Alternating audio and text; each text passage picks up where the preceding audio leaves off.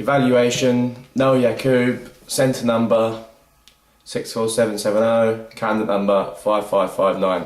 In what ways is your media product used, develop or challenge from the convention of real media products? Well, it uses them because I'm utilising real life mise-en-scène locations such as a pub or inside a car, costume that's casual, natural makeup really, and natural lighting. These attributes are all like realistic, they're relatable for the audience, and it therefore implements the verisimilitude. The song itself talks about everyday life and social interaction with others.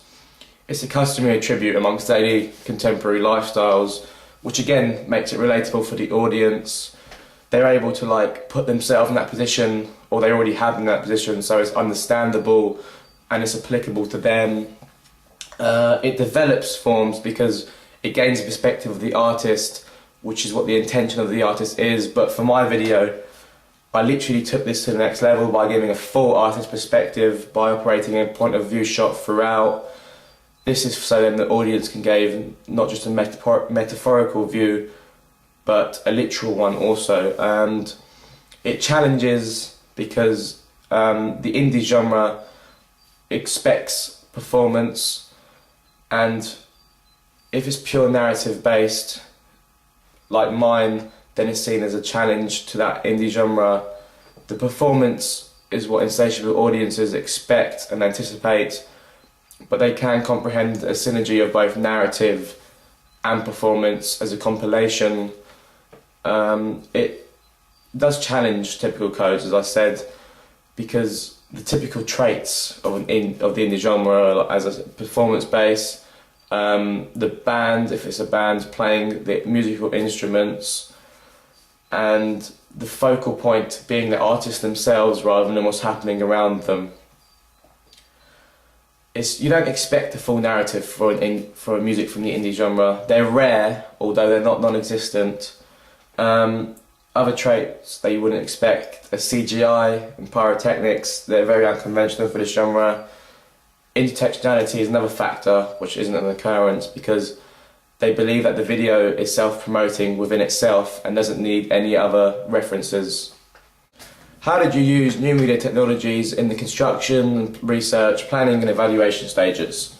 Well, for the construction and research, I used the Apple Macs with the software Final Cut as my primary choice. I used iMovie as a secondary choice to upload, and then I used QuickTime to view the final product. The hardware I used was the HD DV camera, which is actually accountable for the philosophy that implements convergence. This philosophy is that new media technology has enabled consumers to become producers, amateur albeit. Those are for the main production, but for the ancillary tasks I use Adobe Photoshop for the construction of the four-sided digipack, and I use an internet-based website developer, being Wix.com, to compose the actual website itself. For the planning and evaluation, I used DVDs of the previous cohorts, productions, and then additionally used YouTube to gain a perspective from other existing music videos, being both commercial and non-commercial. These gave me the innovation and ideas to put forward into my own production. There are also a number of internet-based resources I use. These include, as I've mentioned before, Wix to create a website, Xanga to blog and include like URL links as an informative resource. I used various file sharing websites such as SlideShare for PowerPoints, ImageShack for photos, ZShare for audio, and PDFcast to upload any PDF files I had.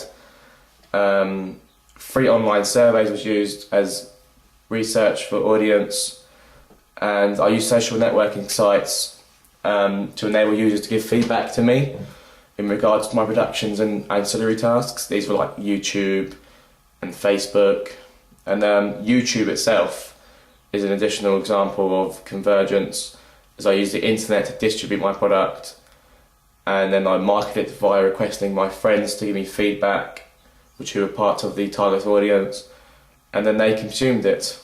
What have you learned from your audience feedback? Well, I acknowledge that the audience understood that the video was challenging of its genre, and I was thankful that my effect came across. Another component that I picked was that the lyrics linked to the visuals well, and the interviewees highlighted the pub scene in particular, primarily due to the social aspects of being in an extensively public area. The same applies to the title. They acknowledged that the main character interacts with the other individuals and socialises amongst them. The target audience also stated that it looks professional, primarily through the flashback scene. They said it was due to the editing being used to considerable effect, and it's a conventional modern day feature that insatiable audiences expect when an illustrious scene such as a flashback arises. The music video in Block can be emphasised as a mainstream video because it fulfills the audience expectations. It's modern and it meets conventions of like a music video. When I questioned them in regards to any improvements, the answers were pretty much indistinguishable. The two chief improvements were in relation to the shaky cam and the head cutting shots. They affirmed it as a non-fundamental issue, but it would further implement the video, and if carried out it would have gained extended admiration. The video itself was considered engaging as they are viewing directly from the artist's perspective, and it feels as if they've become the artists themselves, which is an engaging factor. From the audience feedback, I've learned more about audiences as an entirety. I've acknowledged that even though most audiences are open-minded, they obtain substantially specific and intricate preferences which can only be realistically met by their favoured genre. From this I configured that it's important to generalise traits but then use typical codes and conventions from that genre to implement the traits for the video. How effective is a combination of your main product and ancillary tasks? With my product in particular, it was exceedingly difficult to create and identify the synergy between these tasks, predominantly due to the fact that the music video was shot from a point of view perspective. When creating the site, I thought of a concept which entailed basing it from the point of view of an eye, but then thought that it would be too literal and would only be relatable to one of the artist's songs, just to primarily base it on one song. This would disrupt the verisimilitude, and the website should be based as an artist as a whole, not just on a single song.